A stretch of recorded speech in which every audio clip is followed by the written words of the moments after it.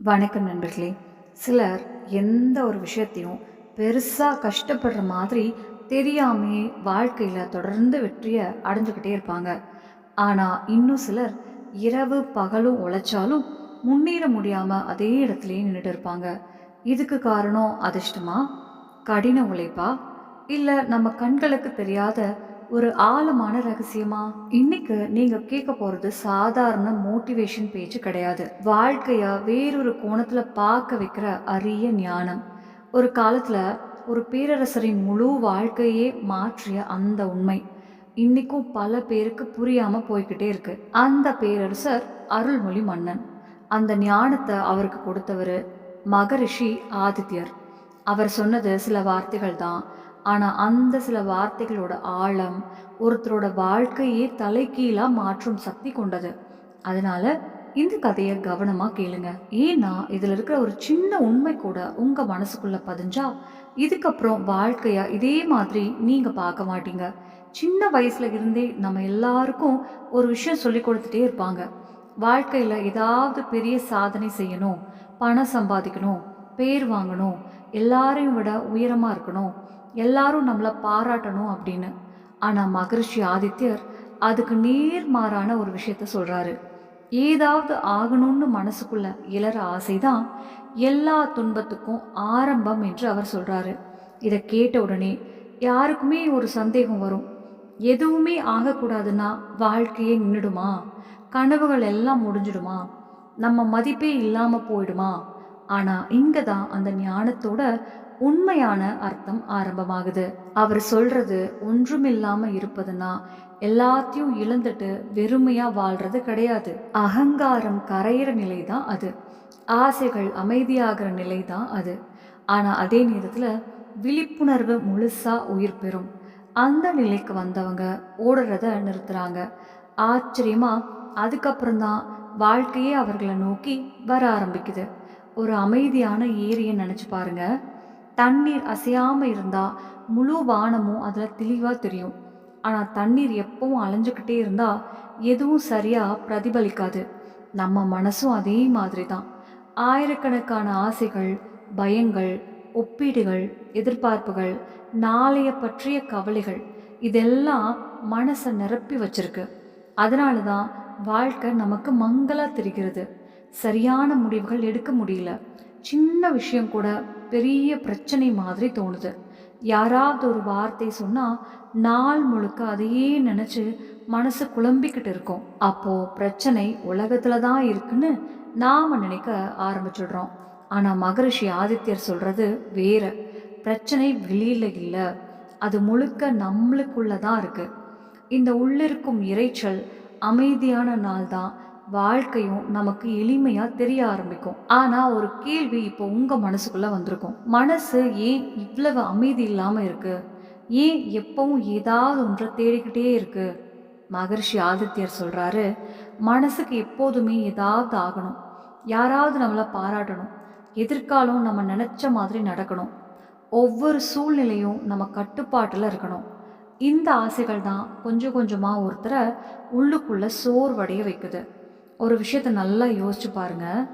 ஒரு செயலை அதன் பலனுக்காக மட்டும் செய்யும் போது நம்ம கவனம் முழுக்க அந்த முடிவு மேல தான் இருக்கும்.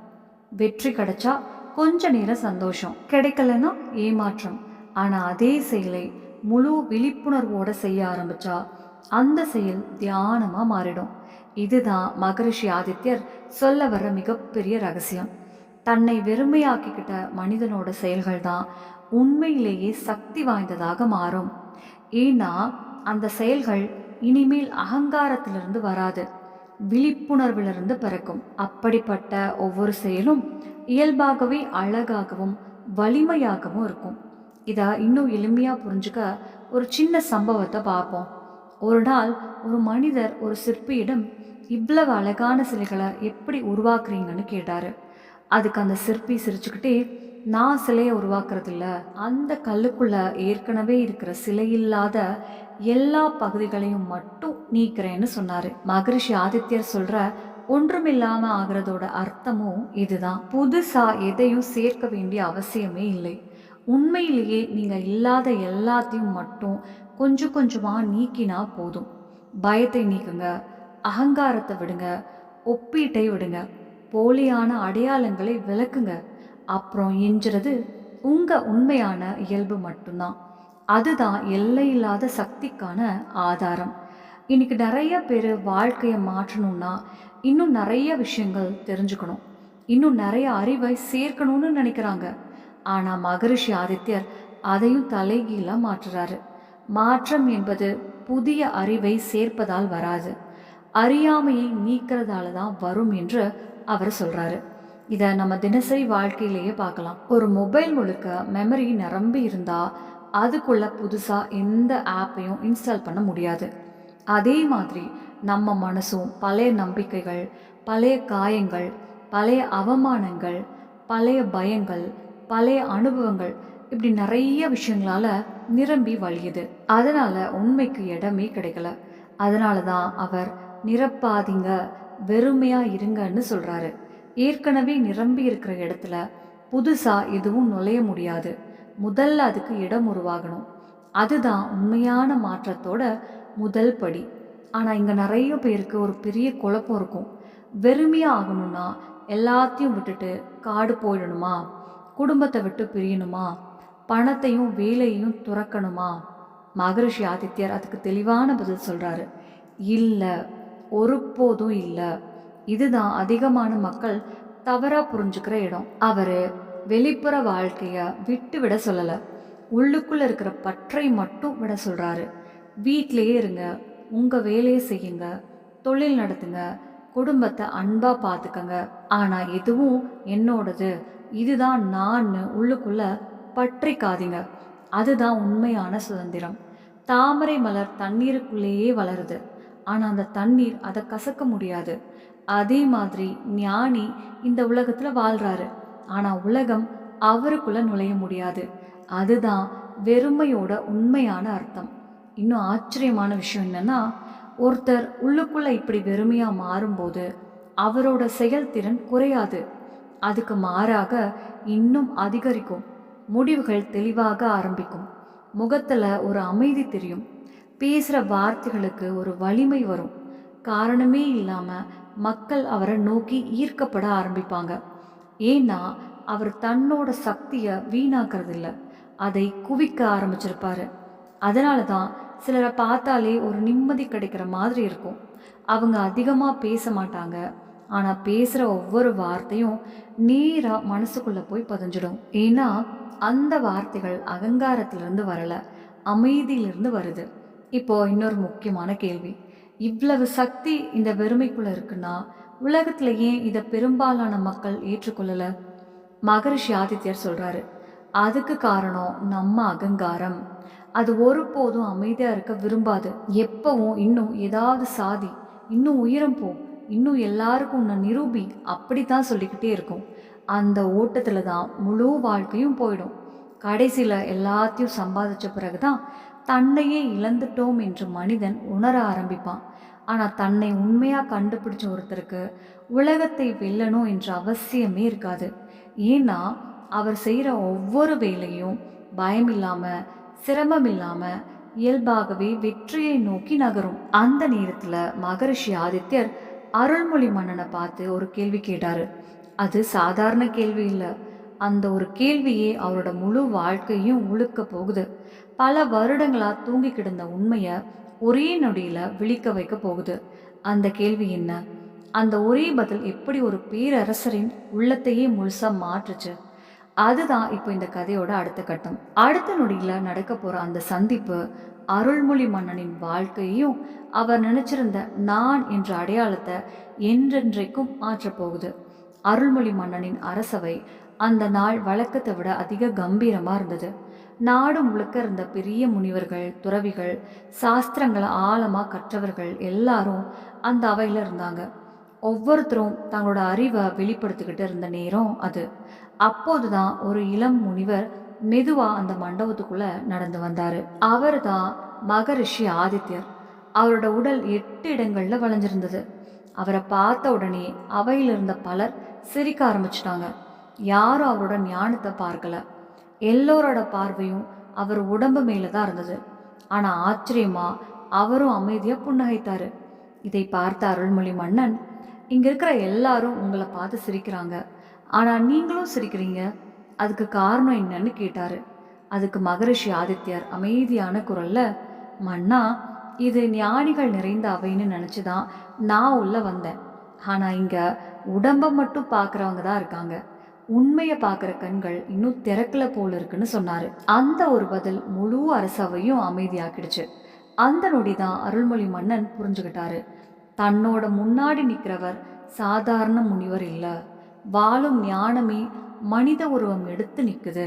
அந்த நிமிஷத்துல இருந்து தான் வரலாற்றையே மாற்றிய உரையாடல் ஆரம்பமாச்சு. மகரிஷி ஆதித்யர் நீண்ட உபதேசம் எதுவும் செய்யல, பெரிய விளக்கங்களும் கொடுக்கல. அவர் ஒரே ஒரு கேள்வியை மட்டும் கேட்டாரு. மன்னரே, முதல்ல நீங்க யாருன்னு தெரிஞ்சுக்கிட்டீங்களா? அந்த கேள்வி ரொம்ப சுலபமா கேட்குற மாதிரி தோணுச்சு. ஆனா அதுக்குள்ள மறைஞ்சிருந்த ஆழம் அளவே இல்லை. உலகத்தில் இருக்கிற பெரும்பாலான மக்கள் இந்த ஒரு கேள்வியிலிருந்து தப்பிச்சு ஓடிக்கிட்டே இருக்காங்க. ஒவ்வொருத்தரும் தங்களோட பெயரைத்தான் தங்களோட அடையாளம்னு நினைக்கிறாங்க. சிலர் நான் ஒரு மருத்துவர்னு சொல்றாங்க, சிலர் நான் ஒரு தொழிலதிபர்னு சொல்றாங்க, இன்னும் சிலர் நான் ஏழை, நான் பணக்காரன், நான் வெற்றி பெற்றவன், நான் தோற்றவன்னு தங்களை வரையறுக்கிறாங்க. ஆனா மகரிஷி ஆதித்யர் சொன்னது வேற. இவை எதுவுமே உங்க உண்மையான அடையாளம் கிடையாது. இவை வாழ்க்கையில நீங்க ஏற்றுக்கிட்ட பாத்திரங்கள் மட்டும்தான். இன்று உங்க பெயரை மாற்றிட்டா நீங்க மாறிடுவீங்களா? உங்க வேலையை மாத்திட்டா நீங்க இல்லாம போயிடுவீங்களா? பணம் இல்லாம போயிட்டா நீங்க மறைஞ்சிடுவீங்களா? இல்லையே. அப்படின்னா நீங்க உண்மையிலே யார்? இதுதான் அவர் கேட்ட கேள்வி.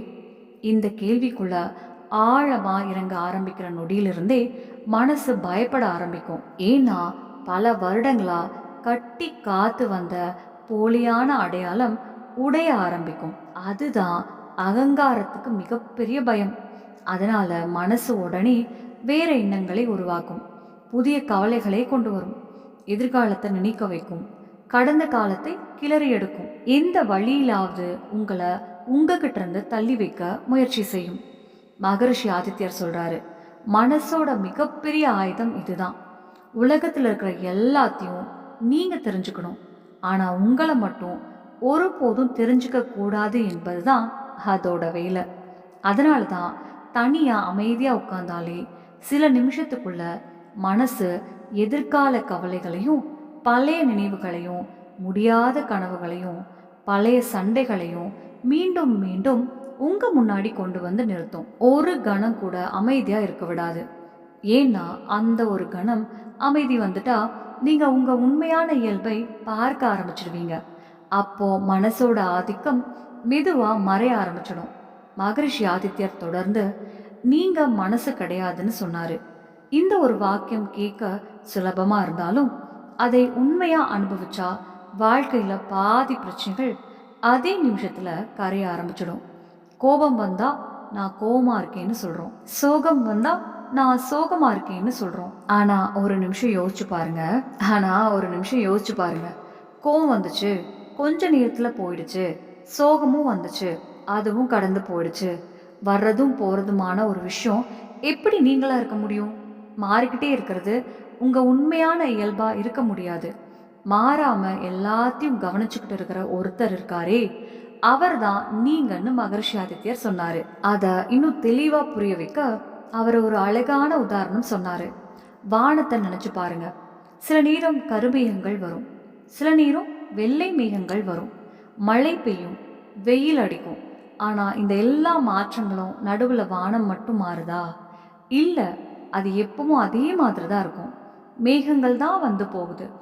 அதே மாதிரி உங்க எண்ணங்களும் உணர்ச்சிகளும் சந்தோஷமும் கவலையும் கோபமும் பயமும் எல்லாமே வந்து போகிற மேகங்கள் மாதிரி. ஆனா அவை எல்லாத்தையும் கவனிச்சுக்கிட்டு இருக்கிற அந்த விழிப்புணர்வு மட்டும் ஒருபோதும் மாறாது. அதுதான் உங்க உண்மையான இயல்பு. அதனால தான் மகரிஷி ஆதித்யர், எண்ணங்களை பற்றிக்காதீங்க, அவங்க கூட சண்டை போடாதீங்க, அவங்கள நிறுத்த முயற்சி கூட செய்யாதீங்க, அவங்க வரட்டும் போகட்டும், நீங்க வெறுமனே கவனிச்சுக்கிட்டு இருங்கன்னு சொன்னாரு. அந்த கவனிப்பவன் முழுசா விழிக்க ஆரம்பிச்ச நாள்ல இருந்து எண்ணங்களோட ஆதிக்கம் மெதுவா குறைய ஆரம்பிக்கும். ஆனா உலகத்தில் இருக்கிற பெரும்பாலான மக்கள் இதுக்கே நேர்மாறா வாழ்றாங்க. ஒரு எதிர்மறை எண்ணம் வந்தா நாள் முழுக்க அதையே சுமந்துக்கிட்டு இருப்பாங்க. யாராவது பாராட்டினா அகங்காரம் பெருசாகிடும். ஒரு விமர்சனம் வந்தா மனசு உடைஞ்சிடும். இதுக்கு என்ன அர்த்தம்? வாழ்க்கை நம்ம கையில் இல்லை, எண்ணங்களோட கையில இருக்கு. மகரிஷி ஆதித்யர் சொல்றாரு, தன்னை உண்மையா தெரிஞ்சுக்கிட்ட ஒருத்தருக்கு உலகத்தை மாற்றணும் என்ற அவசியமே இருக்காது. ஏன்னா வெளியில நமக்கு தெரிகிற எல்லாமே நமக்குள்ள இருக்கிற நிலைமையோட பிரதிபலிப்பு தான். உள்ளுக்குள்ள அமைதியின்மை இருந்தா உலகமே எதிரியா தெரியும். உள்ளுக்குள்ள அமைதி வந்துட்டா அதே உலகம் வாய்ப்புகளால நிறைஞ்ச இடமா தெரியும். அதனால ஞானி முதல்ல உலகத்தை மாற்ற முயற்சி செய்ய மாட்டாரு, தன்னையே தெரிஞ்சுக்க முயற்சி செய்வாரு. ஆனா இங்க மகரிஷி ஆதித்யர் இன்னும் ஆழமான ஒரு உண்மையை சொன்னாரு. நீங்க சாட்சியா மாறணும்னு கூட முயற்சி செய்யாதீங்கன்னு அவர் சொன்னாரு. ஏன்னா முயற்சி செய்யறதும் அகங்காரம்தான். நான் இப்போ சாட்சியா ஆகணும்னு நினைக்கிற அந்த நான் கூட ஒரு புதிய அகங்காரமா மாறிடும். அதனால எதையும் கட்டாயப்படுத்த வேண்டாம். வெறுமனே விழித்துக்கோங்க. காலையில சூரியன் உதிச்சதும் இருள் தானாக மறைஞ்சிடும். சூரியன் இருளோட சண்டை போடாது. அதே மாதிரி விழிப்புணர்வு வந்ததும் அறியாமை தானாகவே விலகிடும். இதுதான் மகரிஷி ஆதித்யர் அருள்மொழி மன்னனுக்கு புரிய வைக்க ஆரம்பிச்ச மிகப்பெரிய உண்மை. இப்போ அருள்மொழி மன்னன் இன்னொரு சந்தேகத்தை மகரிஷி ஆதித்யரிடம் கேட்டாரு.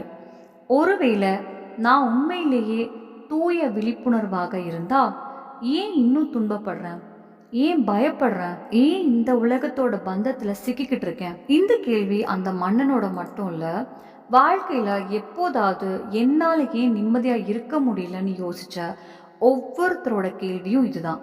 அதுக்கு மகரிஷி ஆதித்யர் சிரிச்சுக்கிட்டே, மன்னா, உலகம் கடினமா இருக்கிறதால நீங்க துன்பப்படல.